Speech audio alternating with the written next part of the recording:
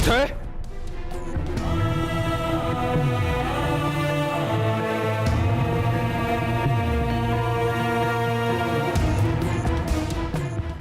ओए उठे।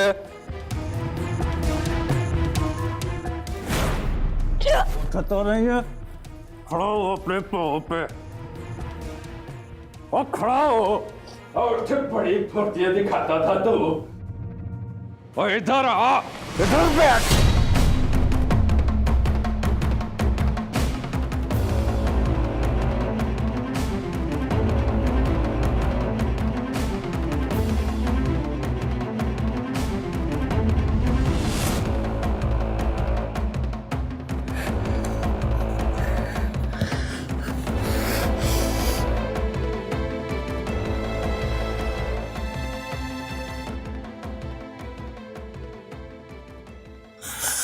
सरकार, ना खुदा मिला ना ही विसाले सनम, ना इधर के रहे और ना ही उधर के।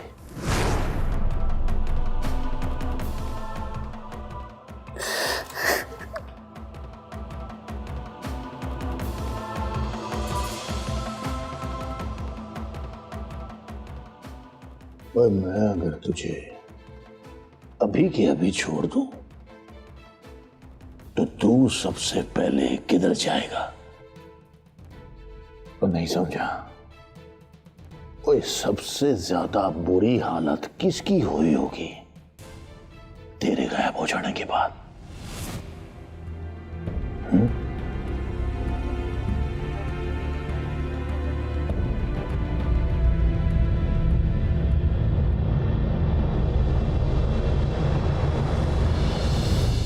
रानी,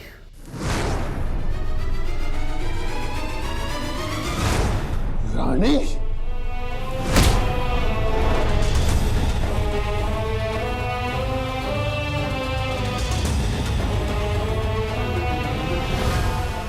ओए, तुझे क्या लगता है कि वो तेरे इंतजार में बैठी होगी अब तक? पागली! जी सरकार। ओए, इसको किसी ने बताया नहीं कि बाद में क्या हुआ था? नहीं सरकार। नहीं सरकार? ओए, तू तो कह रहा था कि सिर्फ मरा नहीं है। और बंदे की आंखों में मौत का खौफ हो ना, तो वो कभी भी मशूका का नाम नहीं लेता। और एक बात याद रखना, अगर ऐसा दोबारा हुआ तो इसको तो गोली मारूंगा ही, पर उससे पहले तेरे ऊपर कुत्ते छोड़ दूंगा। कब्र भी नसीब नहीं होगी तुझे, समझा?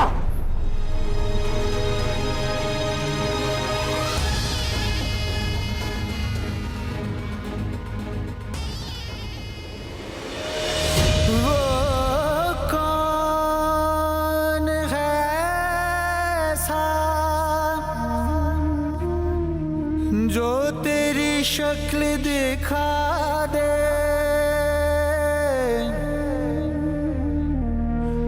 एहसान है उसका,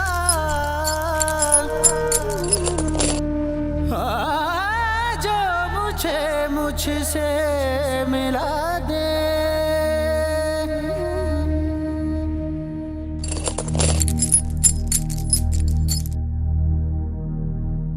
पन समाग सन पन गगन निगमग पमग मग गम पने द पथ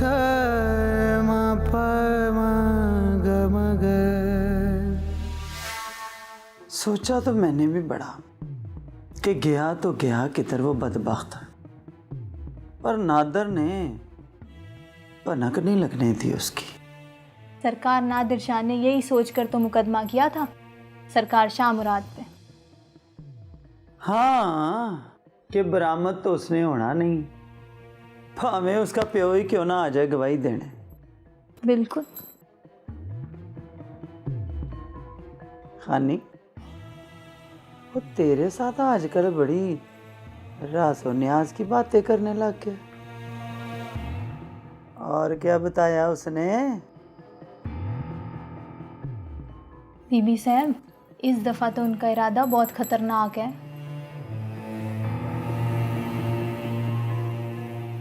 क्या करने वाला है वो? फिकर नाट बागली, फिकर नाट। करना क्या है? उसे मार के शाह मुराद के रकबे में किसी टोए शोए में फेंकवा देंगे। ओए, किसी अरे गैरे की गवाही डलवा के पुलिस भिजवा देंगे।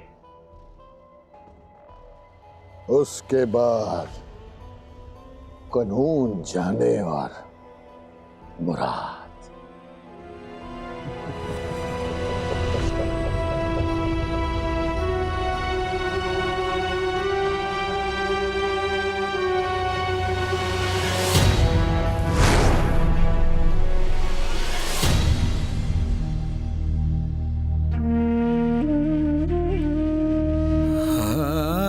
बिछड़ा तो मुझसे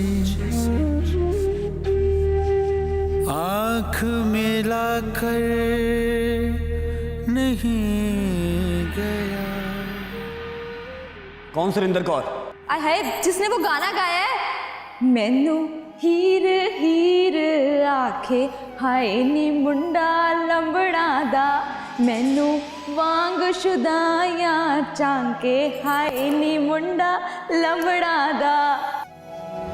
और चुरा के तो मैं तुझे ले ही जाऊंगा रानी।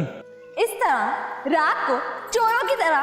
दिन दिहाड़े दिल वालों की तरह। तेरा अब्बा मेरा अब्बा सब देखते रह जाएंगे। अच्छा जी। हाँ जी जी।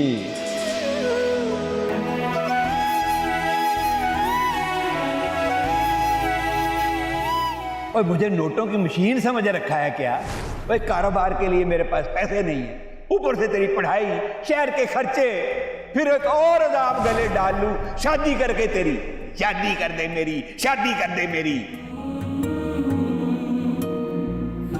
तो फिर तूने क्या फैसला किया? भाई फैसला तो बड़ा मुश्किल था। 14 खूबसूरत लड़कियों में से 4 की सिलेक्शन ज्यादती है ना।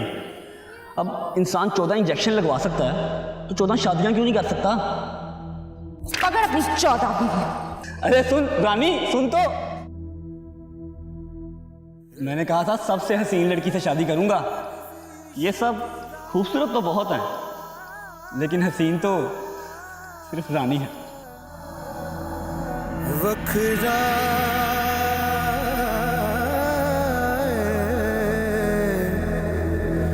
कमजोर तो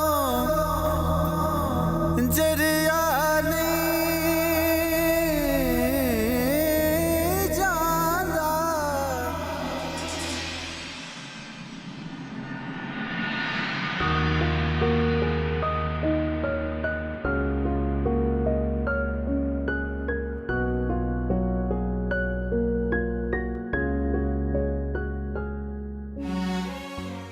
अरे आप जाग गए?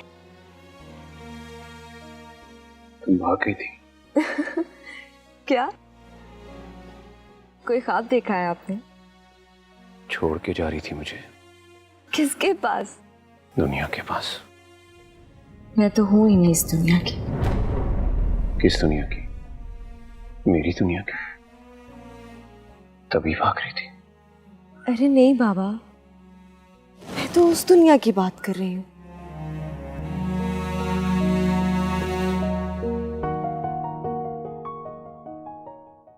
बात भी क्यों कर रही हो उस दुनिया की?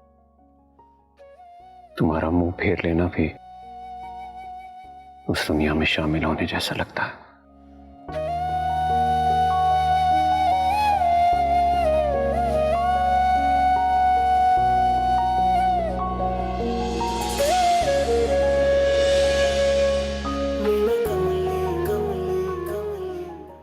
आप खुश? बहुत।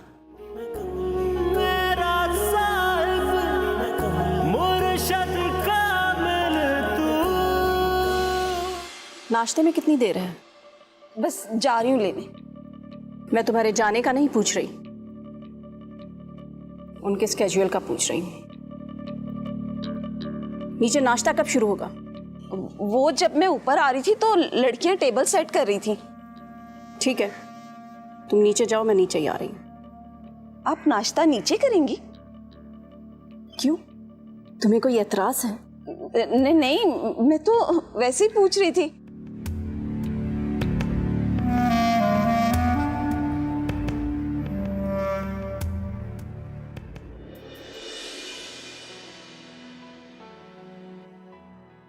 तुमने मुझसे जो भी कहना हो तुम बिला झिझक कह सकती हो। मैं कुछ समझी नहीं, आप कौन सी बात कर रहे हैं? अगर तुम्हारा जी चाह रहा है कि अम्मा से जाके मिलाऊं तो मिला, बल्कि ऐसा करते हैं कि हम दोनों साथ चलते हैं।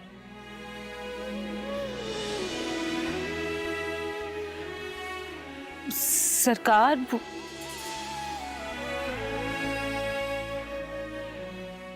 हाँ बोलो फिरदौस। आपको माई साहब बुला रही हैं। ठीक है, उनसे कहो कि हम आ रहे हैं।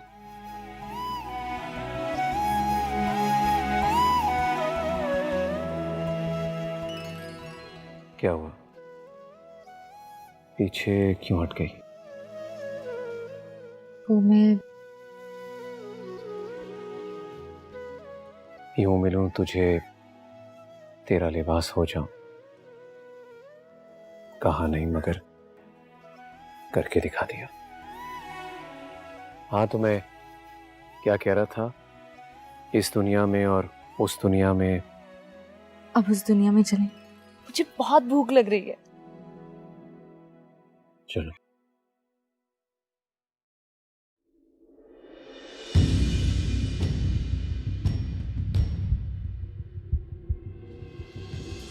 याद से जान मोहम्मद से कह देना, और उसे तो मालूम होगा ना हॉस्टल का फरियाल। जी, रिमशा के हॉस्टल की बात कर रही हूँ। आप क्या करेंगी जाके? क्या मतलब क्या करूँगी? रिमशा से मिलकर आऊँगी मैं। क्या ज़रूरत है, मैं जा रही हूँ ना रिमशा को लेने। मुझे वैसे भी शहर जाना है कुछ शॉपिंग के सिलसिले में। ठीक है, जान मोहम्मद को हॉस्टल का पता है तो ठीक है ना, हम एक साथ चलते हैं दोनों।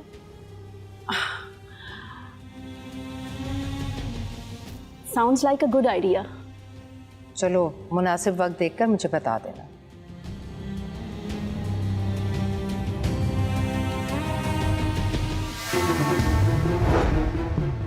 बड़ी गल है भाई, सही वक्त के इंतजार में तूने माँ को भी नेरे में रखा। माँ जी, आपको पता भी होता तो आप क्या कर लेती? भाई बड़ी कानूनी हरकत की है तूने, और सारा फसाद इसी बात की वजह से शुरू हुआ है, समझा? ये सोचे माँ जी कि उसी पे खत्म भी हो सकता है। ओए तूने तो सिर्फ रानी को ही हासिल करना था ना, तो ये सोच कि बलाल से हासिल करना आसान था या शाह मुराद से। फिकर नाट माँ जी, फिकर।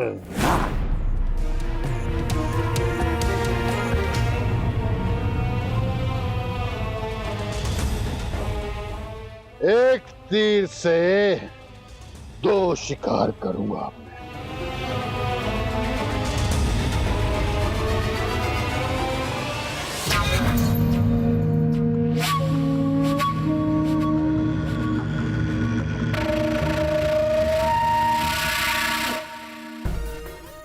देखा तुमने कितना फायदा हुआ नाश्ते पे एंट्री देने का।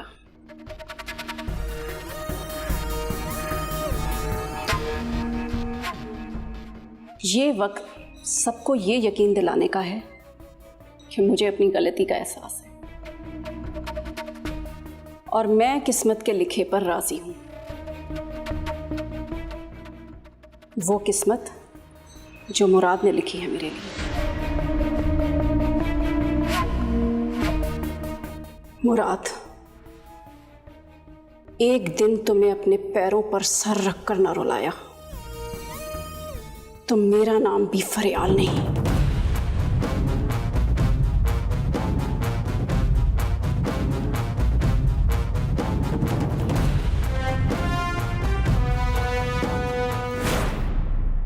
फरियाल की तो 4 दिन में अकड़ निकल गई है सारी।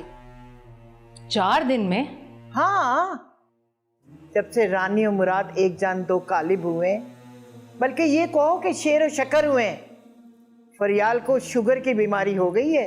बीमारी से याद आया, रानी को देखा है आपने? लो, उसी को देख देख के तो चहक रही हो और तुम कह रही हो देखा है। ओफो अम्मी, मैं कोई और बात कर रही हूँ, आपका चहकना ही नहीं खत्म हो रहा। तुम मेरी खुशी से पता नहीं क्यों जलती हो। अम्मी, मैं रानी की जिस्मानी हालत की बात कर रही हूँ। देखा नहीं कैसे लागर लगती है? अरे ऐसे में वो बच्चा कैसे कैरी करेगी? बगल में तो तुम फरियाल को लेके चल रही हो और बातें तुम रानी की कर रही हो। डॉक्टर आसफा मकबूल से मिलूंगी जाकर। फरियाल के साथ? पागल हो गई हो क्या? कोई तरकीब निकालूंगी। फरियाल को हॉस्टल छोड़कर चली जाऊंगी। और वो तुम्हें देखकर रानी की सेहत जांच लेगी। आफरीन है भाई तुम पर। अम्मी मैं क्या करूं, मेरे दिमाग में तो मुराद की बातें घूम रही थी। अगर मैं फरियाल से बात ना करूं तो उसे बुरा लगेगा। अरे मौका महल देखकर बात की जाती है, इतनी सियानी ना बन तू। आप सारा मलबा मुझ पर डाल दे। आप बड़ी बूढ़ी हैं, आपका तजुर्बा किस दिन काम आएगा? आपके ज़माने में कौन से डॉक्टरों पर इतने भरोसे किए जाते थे? याद करें अपने हिकमत के सबक सारे, और अगर कुछ याद ना आए तो खुशबख्त से मशवरा करें। हाँ, ये पते की बात की है तुमने। आज तो तुम मेरी अम्मा लग रही हो। खैर से ये जो शगुफा छोड़ा है ना तुमने, भाई मैं अपना बयान वापस लेती हूँ। और तुम्हें पता है मैं आजकल क्या सोच रही हूँ? क्या सोच रही हैं? वो जो शहर में मियाँ जी की हवेली खाली पड़ी बाएं बाएं कर रही है, क्यों ना वहां डेरे जमाए जाएं? अम्मी ये आपको बैठे बिठाए क्या सूझी भाई? अरे भाई यहाँ जो मुफ्त के झमेले पड़े हुए हैं इन्हीं झमेलों से तो यहाँ का निजाम चल रहा है अम्मी। हाँ, निजाम तो चलता रहेगा। अभी तुम जाओ और हाँ, वापसी पे हवेली का चक्कर लगा लेना, फिर तफसील से बात होगी। वापस आकर सोचना शुरू करूंगी कि नादिर से कैसे कांटेक्ट किया जाए। तुम किसी भी तरह ये पता करो कि वो यहाँ आया क्यों था। बिला वजह तो वो यहाँ नहीं आ सकता, स्पेशली जिस किस्म के हालात वो मुराद के लिए पैदा कर चुका है। उसके बाद कहें तो मैं रुक जाती हूँ, पर नसरीन तो नफीसा बीबी के साथ जाएगी, वो ही कुछ बता सकती है। चांदी तो मुंह खोलेगी नहीं। खैर है, वापस आके देखते हैं। बात तो मैं पहले भी करके देख चुकी हूँ मुराद से। वो रानी से कुछ छुपाने के हक में नहीं है। वो तो पहले ही रानी को बिलाल के बारे में बताना चाहता था, पर मैंने ही बात गोल कर दी थी। और वो जो आधी वीडियो दिखाई थी? हाँ, मुराद ने वो वीडियो मजबूरी की हालत में निकाली थी, वरना अदालत में केस कैसे झूठा साबित होता। मैंने वही किया जो मुझे ठीक लगा। रानी की हालत देखी थी तुमने? वो कभी मुराद की तरफ ऐसे माइल ना होती अगर उसे अंदाजा होता कि बिलाल की इसमें कोई गलती नहीं है। पर अब तो सब ठीक हो गया है ना, अब क्या फर्क पड़ता है अगर रानी को पता चल भी गया तो? ऐसे तशवीशनाक सवाल मत करो मुझसे। अब तो मुझे यही लगता है कि इस रिश्ते को इन झमेले से दूर कर दूं, नहीं तो धड़का लगा रहेगा। देख नादर, जो हुआ सो हुआ, अब गलती की कोई गुंजाइश नहीं है बाकी। माँ जी, गलती की तो गुंजाइश ही नहीं है। अब तो सीधा सीधा कत्ल का केस बनना। अरे बिलाल को मार के उसके कत्ल का इल्जाम शाह मुराद के सिर पर डालेगा तू? तेरी इतला के लिए शाह मुराद के पास ऐसे जानिसारों की कमी नहीं है जो इस कत्ल का इल्जाम अपने सर पे खुशी खुशी ना ले लें। ये सोचो कि रानी क्या सोचेगी। शाह मुराद का बंदा इल्जाम लेगा अपने सर, तब भी तो शाह मुराद ही गंदा होगा ना रानी की नजर में, है कि नहीं? वो सोचेगी कि शाह मुराद के बंदे ने बिलाल का खून क्यों किया। मतलब के फुल प्रूफ प्लान है तेरे हाथ में है? हाँ, मुराद फंसे या रानी को उससे नफरत हो जाए, अपना मकसद तो पूरा हो जाएगा ना माँ जी। अपना या सिर्फ तेरा मकसद? और एक ही बात है माँ जी। नादर पुत्र, तू शायद कुछ भूल रहा है। मिसाल के तौर पे क्या? तू हवेली गया था,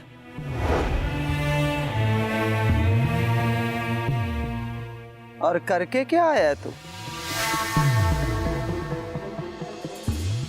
बड़ी शेखी मार रहा था, बलाल की तस्वीर दे के आया।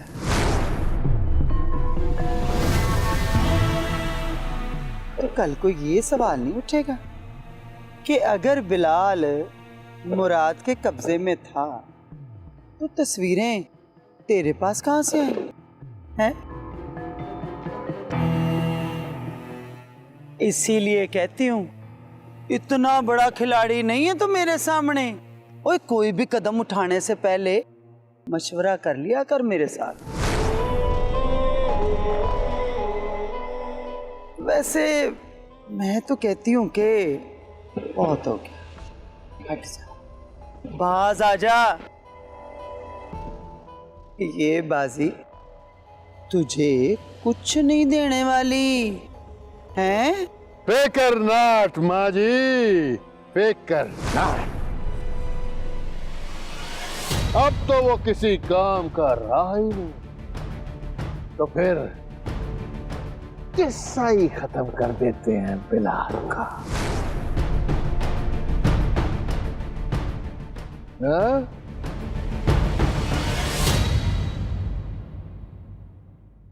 दो हाथियों की लड़ाई के दरमियान हमेशा नुकसान चींटियों का ही होता है। मुझे हमदर्दी है तुझसे, लेकिन मैं हुक्म के आगे मजबूर हूं।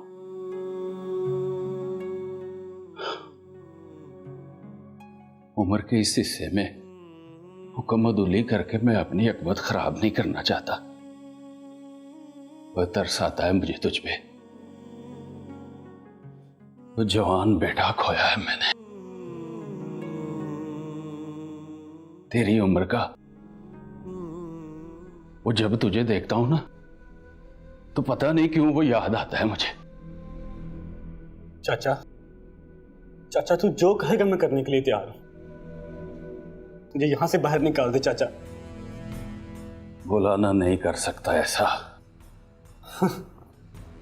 अपनी इंसानियत का खून करके आखिरत में कौन सा इनाम मिल जाएगा तुझे?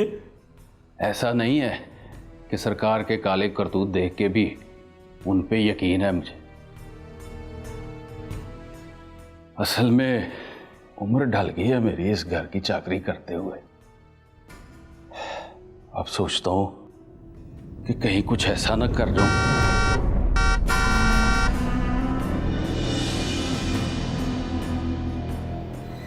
सरकार, इतनी जल्दी? चाचा, चाचा मुझे जाने दे। तुझे खुदा का वास्ता, मेरे कत्ल में इनका साथ देके तुझे सिवाय कब्र के हिसाब के कुछ नहीं मिलना चाचा।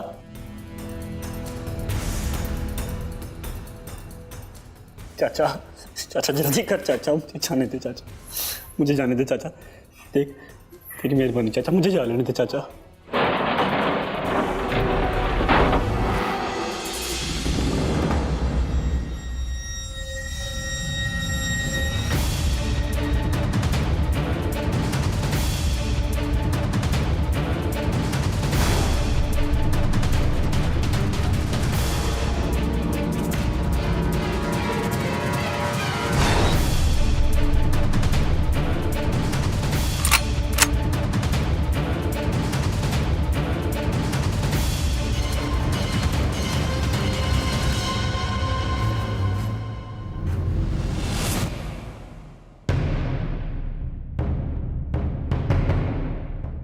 ओ चल भाई काका बल्ली, तेरा टाइम ओवर हो गया है, मरने के लिए तैयार हो जा।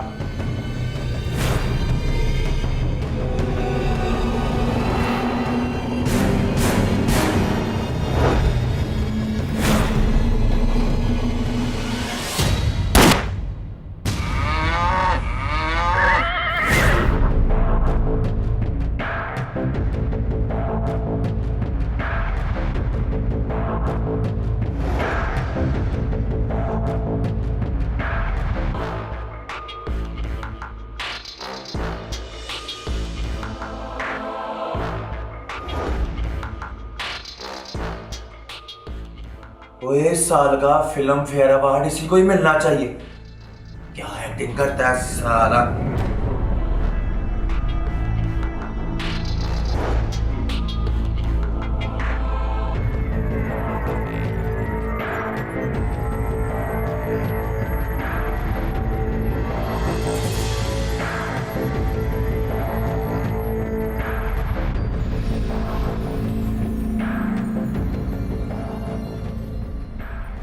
ओए, तुझे कुछ हुआ तो नहीं है?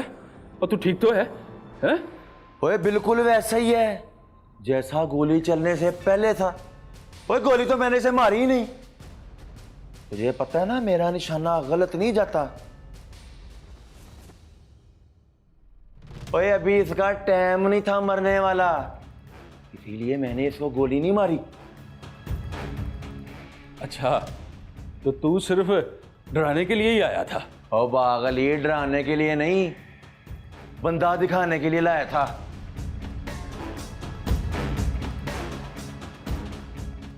ओए आजा भाई मुश्ताक।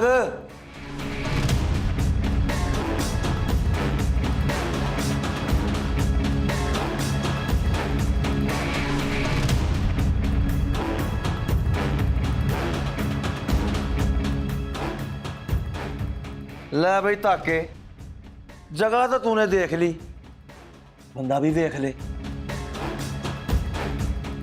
पर सरकार से पूछे बगैर तूने इसको ज़िबा नहीं करना।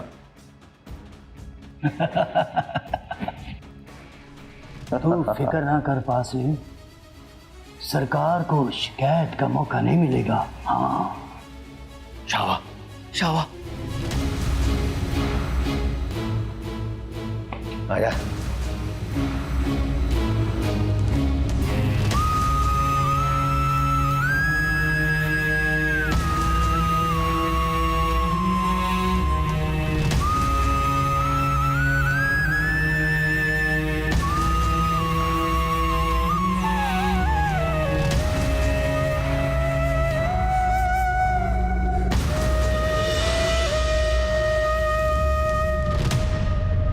मैं डेरे से वापस आ जाऊं तो मिलकर तुम्हारे घर चलेंगे। नहीं जी, इतनी कोई मजबूरी नहीं है। जिस घर से तुम जैसा चांद निकला उसे तो अजायबात आलम में शुमार होना चाहिए। जी मतलब तुम्हारे घर की बात की, और तुम्हारे घर से कोई तुम्हें मिलने भी चला आया। वो देखो, तुम्हारी बचपन की सहेली तुमसे मिलने आई है।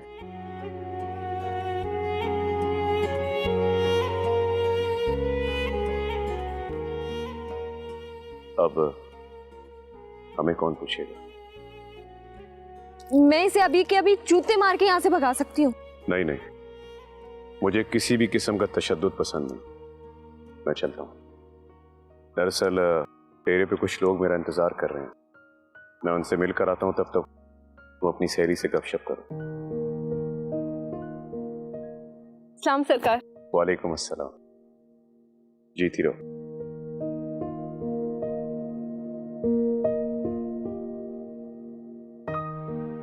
ये तुझे क्या हो गया है? मुझे क्या होना है माई साहब? ठीक ही तो कह रही है। अब तो दूर से झुक के सलाम करने की औकात है हमारी। तू भी शुरू हो गई है। भाई मैं तो हकीकत पसंद हूँ, बाकी तो इससे खुद पूछ ले क्या कहती है ये। मैं तुम दोनों के लिए कुछ खाने के लिए लेकर आती हूँ। चल इधर, चल बैठ इधर। सुना नहीं तूने क्या कहा इसने? औकात नहीं है हमारी। जूती तारो। चल बैठ, तू तो बिल्कुल नहीं बदली। चल चल, बदलूंगी किस लिए?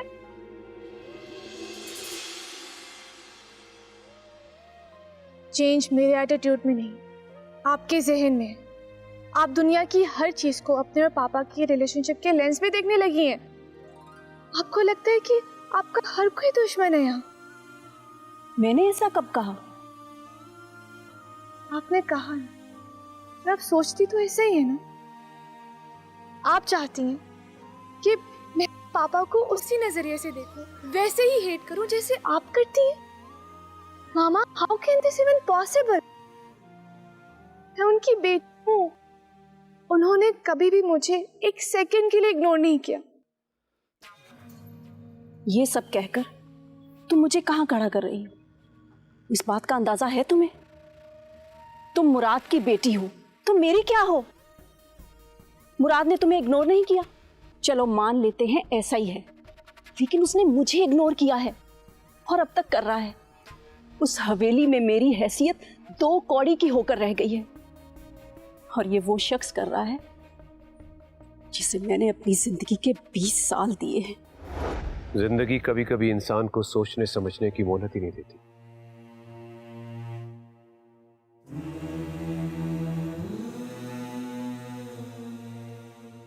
बल्कि मेरी वजह से किसी किस्म की परेशानी हुई हो तो उसके लिए मैं माजरत चाहता हूँ। क्यों शर्मिंदा कर रहे हैं सरकार? मैं तो खुद ये सोचकर परेशान हो रहा हूँ कि कहीं रानी की वजह से आपको कोई तकलीफ ना पहुंची हो। बाखुदा ऐसी कोई बात नहीं। जो कुछ भी हुआ फरियाल की मिसअंडरस्टैंडिंग की वजह से हुआ।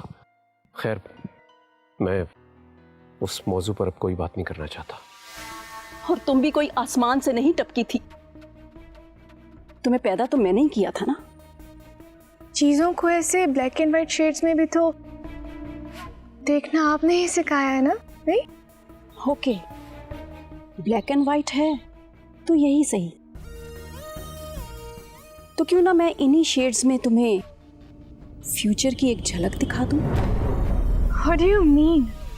सरकार, इलाज तो मैं करवाना चाहता हूँ, रानी का सोच कर रह जाता हूँ। रानी का क्या सोचना? ऐसी क्या मजबूरी है? देखिए ना, वो तो माँ के साथ बंधकर बैठ जाएगी और मैं नहीं चाहता कि वो हवेली से दूर हो। तो इसके लिए आप चाची को लाइलाज रखना चाहते हैं? देखिए, रानी की फिक्र मत कीजिए, वो मेरी जिम्मेदारी है। आप सिर्फ चाची जान का ख्याल रखें। मैं काम करता हूं, अपने फैमिली फिजिशियन से चाची जान की सारी रिपोर्ट्स को चेक करवाता हूं और जरूरत पड़ने पर उन्हें बाहर भी भिजवाया जा सकता है। आपका बहुत बहुत शुक्रिया सरकार। इसकी जरूरत नहीं है, आप सिर्फ अपनी तवज्जो चाची जान पे रखें। इससे पहले ये बता दूं कि इतने खुले लफ्जों में ऐसी बात करने पर तुम ही मुझे मजबूर कर रही हो। जिस रिश्ते को उसने सिर्फ एक फैसला करार दिया था, वो एक शुगर कोटेड सच्चाई थी, और उसका करंट स्टेटस ये है कि मुराद रानी को कबूल कर चुका है।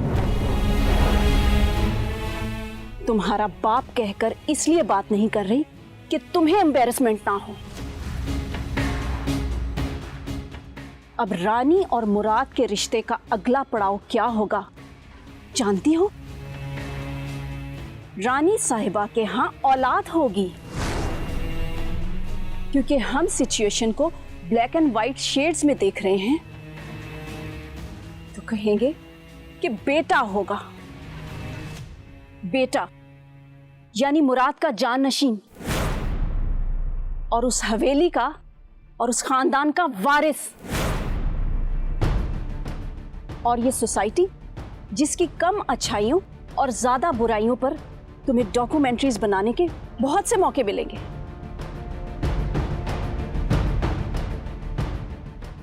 औलादे नरीना को ही जिंदगी का हासिल समझती है। कभी तुमने उनकी महफिलों की रिकॉर्डिंग्स देखी हैं? उनके आखिर में जो दुआएं खैर होती है उनमें खुद मुराद दिल की गहराइयों से औलादे नरीना मांगता है सबके लिए। बच्चियों के तो सिर्फ रिश्तों की दुआ होती है। बताया क्यों? क्योंकि माँ बाप परेशान हैं उनके रिश्तों के लिए।